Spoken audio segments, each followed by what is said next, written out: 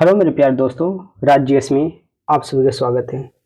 चलिए आज हम बीपीएससी मेंस का पहला क्वेश्चन देखते हैं कि क्वेश्चन है कि मौर्यकालीन स्तंभों की विशेषताओं का संक्षेप परिचय करें। ये कितना नंबर का है? सिर्फ 8 नंबर का संक्षेप में लिखना है। ठीक है, चलो इसको उत्तर देते हैं, किस तरह से इसको लिखते हैं। चलिए आगे बढ़ते हैं, इसका आंसर देखते हैं। चलिए पहले ये समझिए इसका उत्तर कि जो मौर्यकालीन स्तंभ था, मौर्यकालीन स्तंभ ये दो भागों में पहले बटा हुआ था।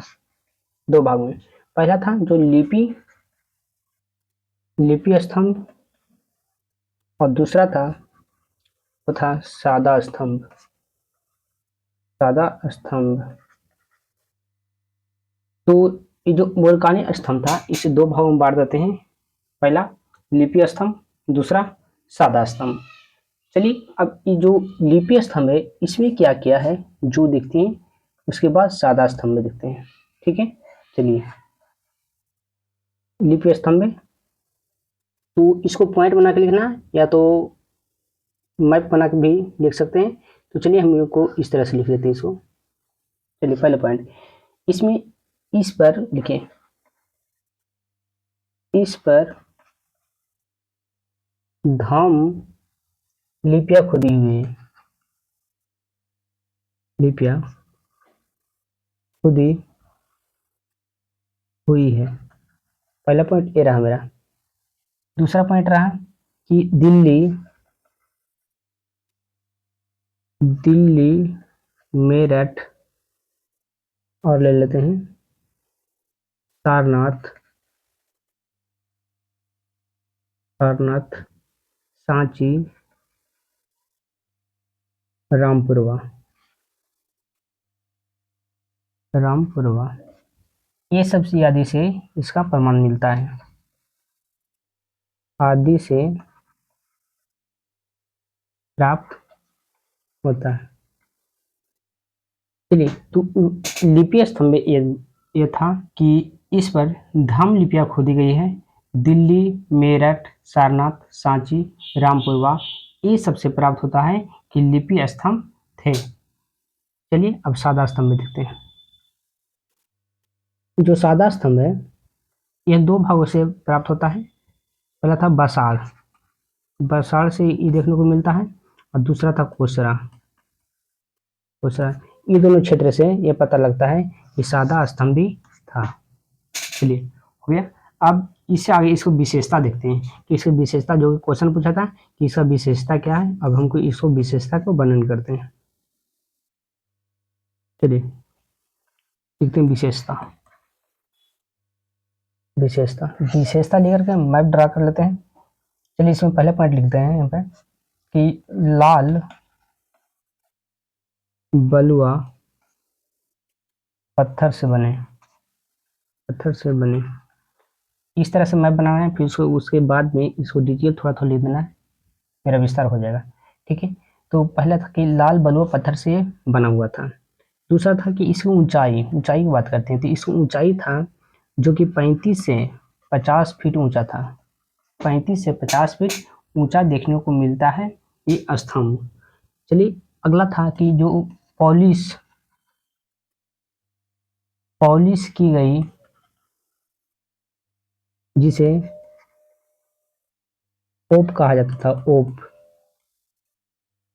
ओप ओप कहा जाता था।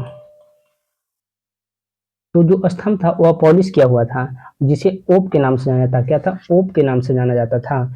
जो स्तंभ था वह पॉलिशदार था, पॉलिश किया हुआ था, जो देखने में चमक की तरह लगता था और जिसे ओप नाम दिया गया था। चलिए अगला अगला बात करते हैं इसमें। अगला पॉइंट नीचे से ऊपर की ओर पतले होते थे। नीचे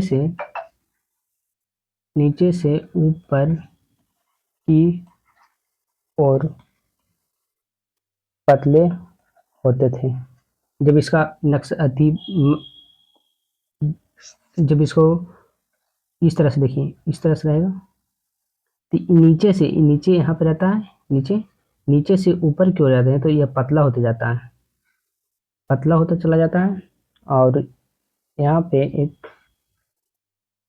यहाँ पे एक मूर्ति बना हुआ है। ठीक, चलिए आगे उसको देखते हैं कि नीचे से ऊपर की ओर जाता है तो यह पतले होते जाते हैं। चलिए इसके और आगे चलते हैं। ये बना कैसा है, तो एकाश्म का बना हुआ। कैसा? एकाश्म का बना हुआ। और तना, इसका भाग जो तना भाग है, तना,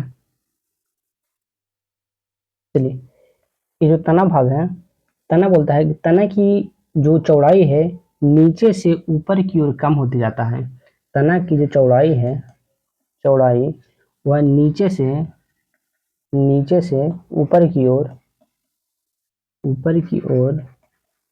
कम होते जाता है।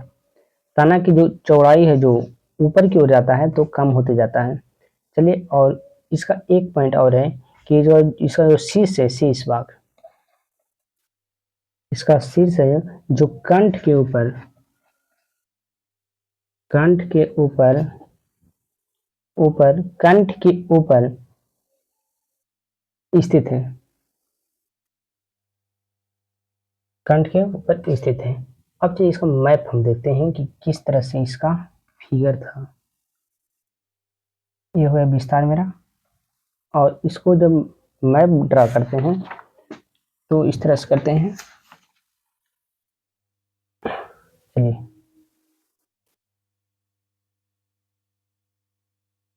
इस तरह से था, नीचे में चौड़ा था। चलिए, ये यहाँ पे मेरा, एक मिनट वेट ले लेते हैं। इसका नाम था, ये वाला जो भाग था इसका नाम था मेखला, इसको हो गया था मेखला। और ये भाग था, ये भाग था तना, तना। तो ये मेखला वाला भाग था। इसके ऊपर था जो एक कमल पड़ा हुआ था, इसके ऊपर में यहाँ पे जो कमल पड़ा हुआ था जो कि उल्टा था, इस टाइप का। यहाँ पे उल्टा कमल, उल्टा कमल यहाँ पे बना हुआ था। इसके ऊपर थोड़ा सा देखते हैं तो इसको ऊपर में यहाँ पे था वो कंठ था, ये वाला भाग था जो कंठ था, कंठ। और इसके ऊपर एक चौकी बना हुआ था, यहाँ पे एक, इस पे एक चौकी बना हुआ था, चौकी हुआ, चौकी। और यही चौकी के ऊपर में यहाँ पे एक आकृति बना हुआ था जो कि पशु का आकृति था, पशु आकृति बना हुआ था। बस यही इसका विस्तार हो गया, इसकी विशेषता हो गया, इसकी विशेषता। ठीक है, अब एक बार आप फिर से एक बार देख लेते हैं इसको कि ये जो मैप, एक मिनट फिर से, कि जो मौर्यकालीन स्तंभ था वो दो भागों में बांटते हैं। पहले एक था लिपि स्तंभ था, दूसरा था सादा स्तंभ। लिपि स्तंभ था, इसमें बोला जाता है कि इस पर धम्म लिपियां खुदी हुई, जो लिपि स्तंभ है उस पर धम्म जो अशोक के द्वारा चलाया था उसकी लिपियां इसमें खुदी हुई है। दूसरा बोलता है कि दिल्ली, मेरठ, सारनाथ, सांची और ये जो रामपुरवा है, इन सब जगहों से इसका प्रमाण मिलता है। और दूसरा है जो सादा स्तंभ है, सादा स्तंभ में बसाड़ और कोसल था, वहां से मिलता है हमको, ये सादा स्तंभ को देखने को मिलता है।